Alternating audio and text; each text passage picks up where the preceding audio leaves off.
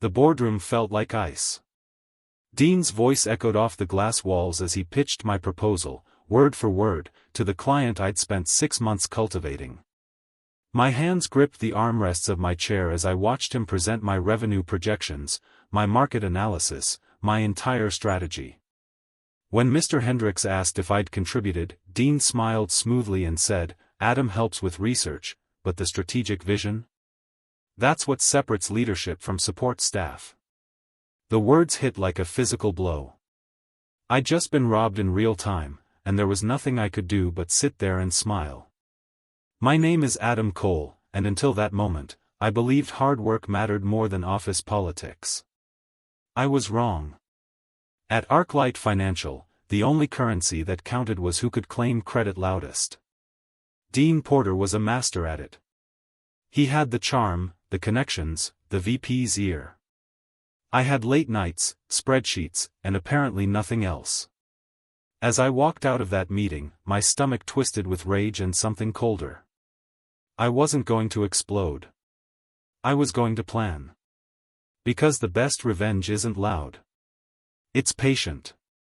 6 months earlier, landing Hendricks Automotive as a client felt like winning the lottery. They were a mid-sized company looking to expand into electric vehicles, and they needed financial consulting. My manager assigned me the account, saying it was a great opportunity to prove myself. Dean promised he'd mentor me through it, guide me toward that promotion I'd been chasing for 2 years. I worked weekends, missed my nephew's birthday, lived on coffee and determination. Dean would pop into my office occasionally, glance at my screen, and say, "Looking good, keep it up." I thought he trusted me. I was building everything he'd eventually steal. The proposal consumed me. I analyzed Hendricks's market position, projected revenue streams for their EV expansion, and created a 5-year financial roadmap that would position them perfectly for government incentives. Every number was verified 3 times. Every slide was polished until it gleamed. I sent Dean updates weekly. He'd respond with quick approvals but never attended a single client call. When Mr. Hendricks invited us to present the final proposal, Dean suddenly appeared. "I'll take this one," he said. "Good experience for you to watch a senior pitch." Something in my gut twisted, but I ignored it. The presentation was flawless because it was mine. Dean delivered every word I'd written with the confidence of someone who'd actually created it. Mr. Hendricks asked detailed questions about the ROI calculations. Dean answered using my notes, stumbling slightly on the technical parts but recovering with charm. When it was over, Mr. Hendricks shook Dean's hand warmly. "This is exactly what we needed. Your team is lucky to have leadership like this." Dean glanced at me with a smile that didn't reach his eyes. "We all contribute in our own ways." That night, I celebrated alone in my apartment, believing my hard work had finally paid off. 2 weeks later, my commission statement arrived. I opened it expecting to see the $47,000 bonus from the Hendricks deal. Instead, there was nothing. $0 next to the account name. My hands shook as I called accounting. The woman explained patiently that the sale was credited to Dean Porter as project lead. I was listed as support staff. No commission. I sat frozen at my desk, staring at the screen. Around me, co-workers laughed and typed and lived their normal days while mine collapsed. I didn't cry. I didn't scream. I just sat there, feeling something inside me harden into steel. This wasn't an accident. This was theft. Monday morning, Dean breezed past my desk with coffee in hand. "Tough break about the commission, buddy. But hey, you got great experience, right? That's worth more than money." He actually winked. The casual cruelty of it made my blood run cold. I smiled back, forcing my voice to stay level. "You're right, Dean. The experience was invaluable." He walked away satisfied. I turned back to my computer and opened a new document. I titled it simply, "Observations." If he wanted to play games, I'd learn the rules better than anyone. And then I'd rewrite them. I started watching Dean like a scientist studying a specimen. He arrived late, left early, and spent most days in the VP's office laughing at jokes I couldn't hear. But I noticed patterns. He'd sit in on junior staff presentations, then pitch the same ideas as his own the following week. He'd take credit for client suggestions, rewording their feedback as if he'd thought of it first. His strength wasn't competence. It was performance. He knew how to look impressive without actually doing anything impressive. The realization was freeing. You can't beat someone at a game they're not actually playing. You just have to expose the game itself. Over the next month, I documented everything. Dean missed 3 follow-up calls with Hendricks. He sent me last-minute requests to fix errors in reports he'd claimed to write himself. He blamed a junior analyst named Kevin for a deadline Dean had forgotten entirely. I kept copies of every email, every timestamp, every lie. I wasn't building a case for HR protected people like Dean. I was building something more useful. I was mapping his weaknesses, the gaps between his reputation and his reality. Eventually, those gaps would widen. I just needed to be patient enough to let them. 2 months after the presentation, Mr. Hendricks emailed me directly. "Adam, we're adjusting our Q3 projections and need to update the financial model. Can you send the latest version?" I stared at the email, my pulse quickening. He'd sent it to me, not Dean. I forwarded it to Dean immediately with a professional note. Dean's response came within seconds: "All Hendricks communication goes through me. Forward me the model and I'll handle it." I sent him the file, but something had shifted. Mr. Hendricks remembered who actually did the work. And Dean was too arrogant to notice the significance of that. A week later, Dean called me into his office. "I need you to update the Q3 forecast for Hendricks before my presentation tomorrow morning. Make sure the ROI projections account for the new federal EV incentives." I nodded slowly. "You mean the projections tied to the battery supply chain analysis?" He blinked. "Yeah, that." He had no idea what I was talking about. The federal incentives were complex, tied to domestic manufacturing requirements that affected Hendricks's entire supplier network. It wasn't something you could fake your way through. I smiled. "I'll have it ready by tonight." This was the moment I'd been waiting for. Time to set the trap. I prepared the forecast perfectly, but I left one section deliberately vague.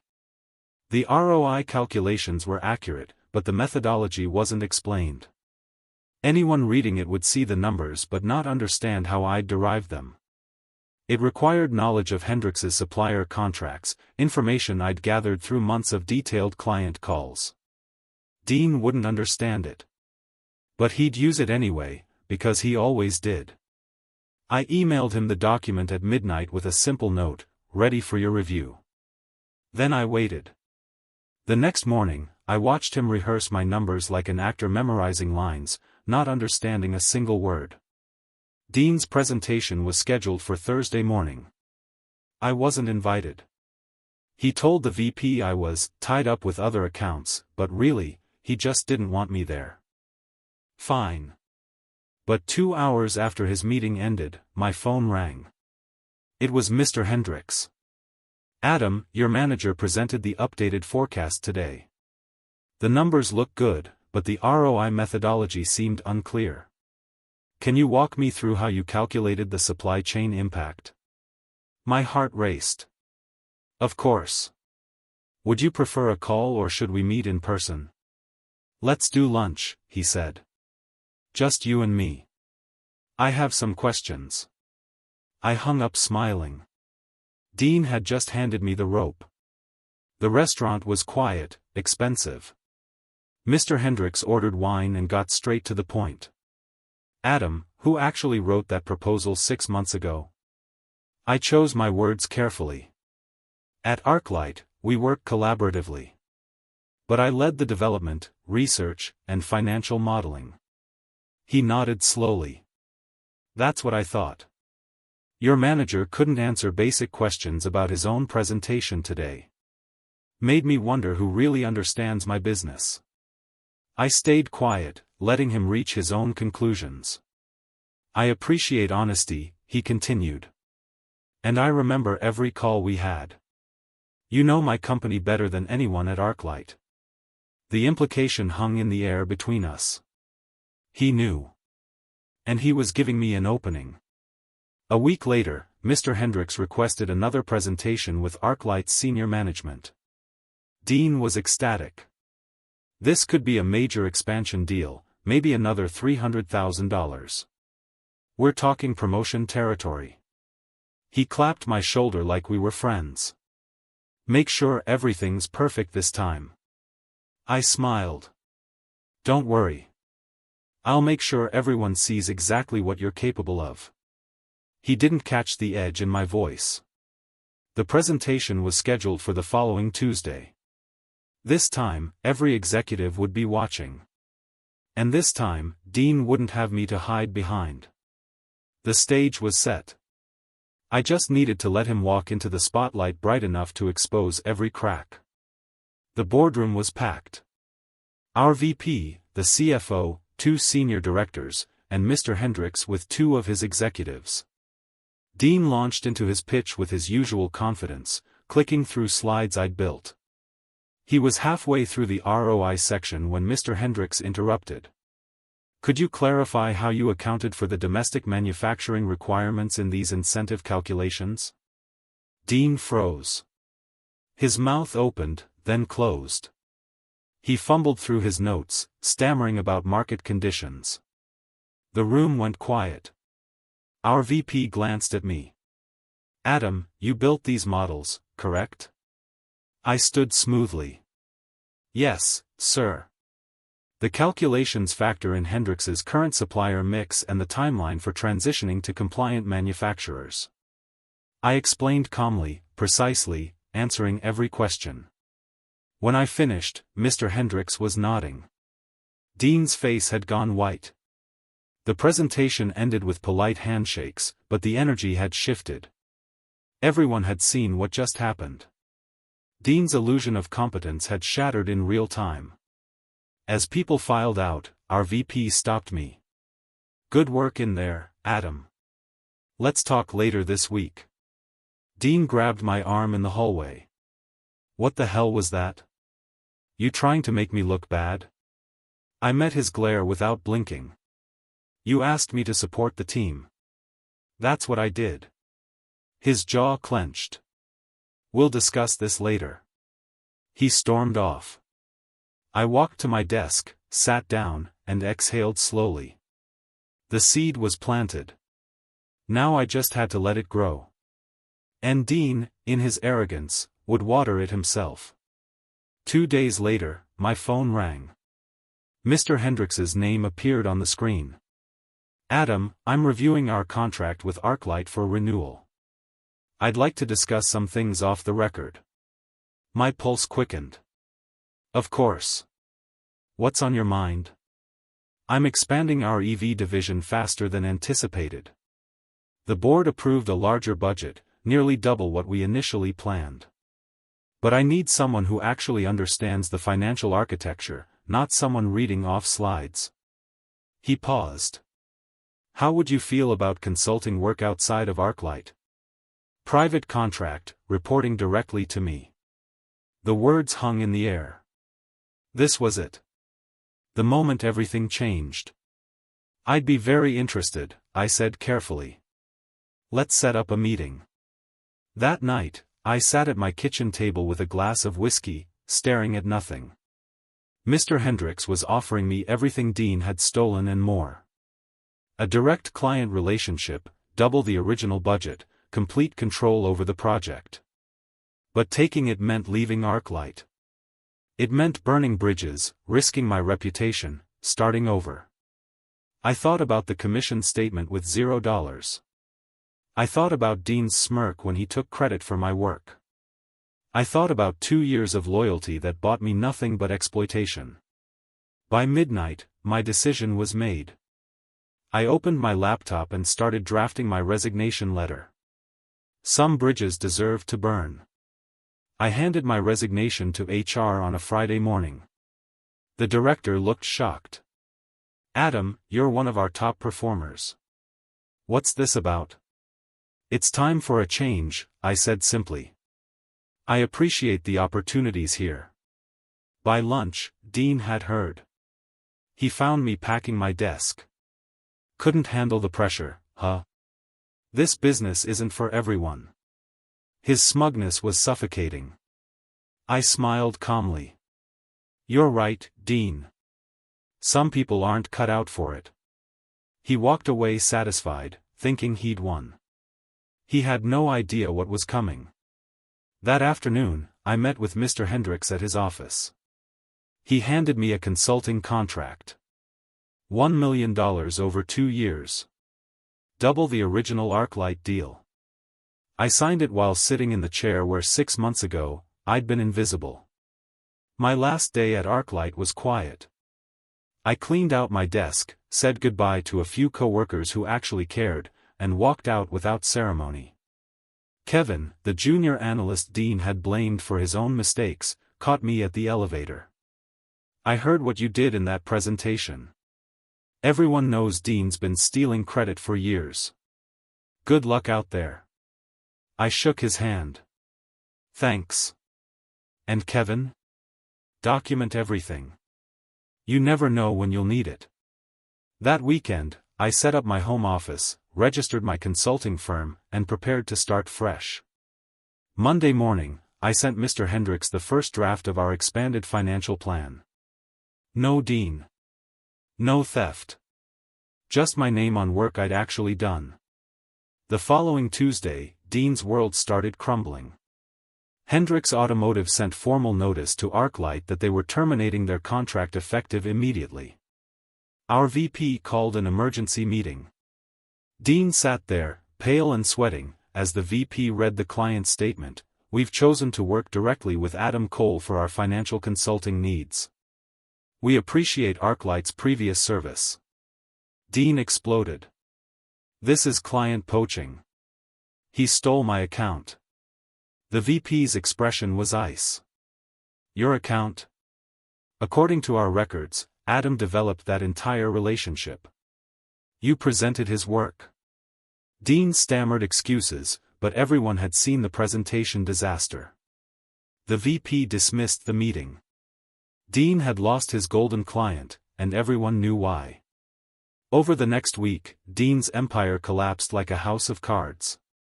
His quarterly numbers tanked without the Hendricks revenue.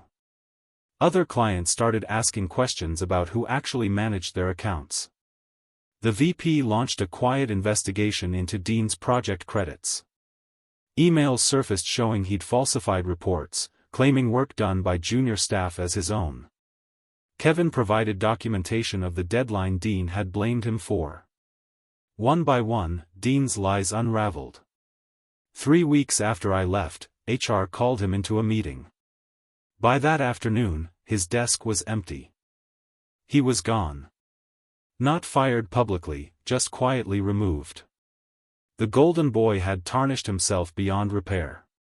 6 months later, I was having dinner with Mr. Hendricks to celebrate completing phase 1 of our project. "You know," he said, "when I first met your manager, something felt off. He talked like he knew everything but couldn't answer basic questions. Then I'd call you and suddenly everything made sense." He smiled. "I've been in business 30 years. I know who does the real work and who takes credit for it. Why did you wait so long to say something?" I asked. "Because I wanted to see how you'd handle it. Someone who stays professional while being undermined? That's the person I want to do business with." The check came. $1 million, just as promised. But the real victory wasn't the money. Last month, I was downtown for a client meeting when I passed ArcLight's building. Through the glass lobby, I could see the office where I'd spent 2 years grinding away. Dean's corner office was occupied by someone new. Kevin had texted me a few weeks back. He got promoted to Dean's old position. Karma had a sense of humor. I didn't feel anger anymore. Just peace. In this world, arrogance can get you ahead fast, but integrity takes you further. Dean stole my deal, destroyed my trust, and taught me the most valuable lesson of my career. Sometimes the best revenge isn't destroying someone. It's building something so successful that their betrayal becomes irrelevant. The client doubled the deal. I walked away richer in every sense. And Dean? He's just a cautionary tale I tell over drinks.